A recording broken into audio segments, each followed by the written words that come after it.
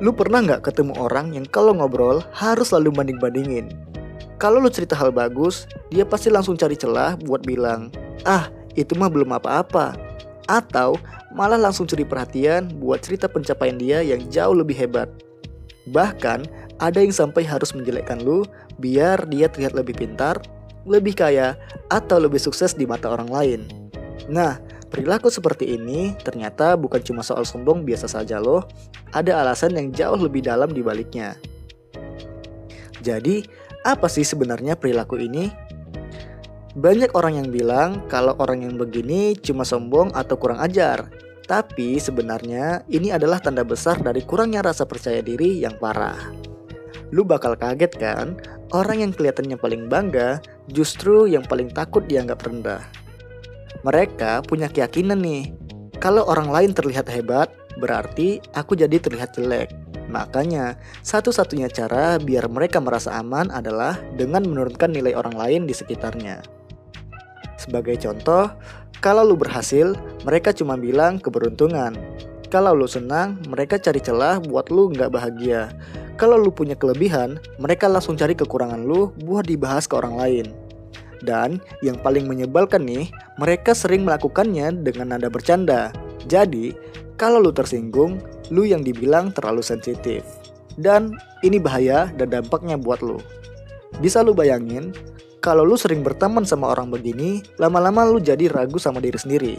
Mikir, emangnya aku gak seberapa ya?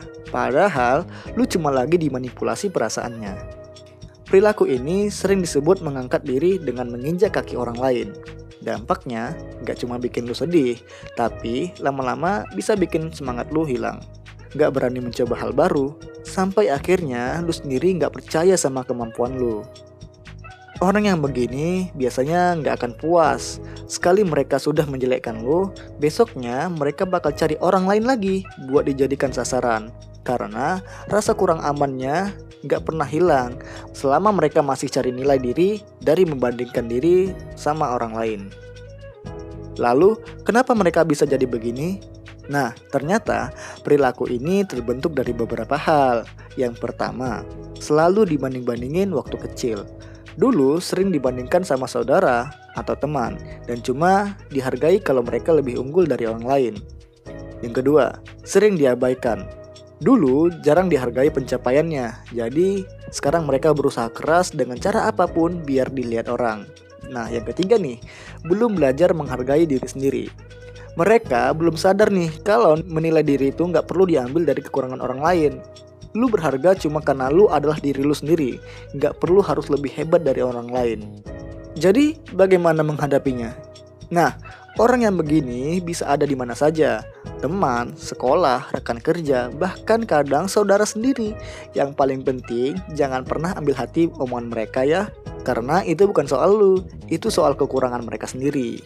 Jadi, yang lu harus lakukan adalah jangan debat atau buktikan diri ke mereka. Karena nggak bakal ada habisnya.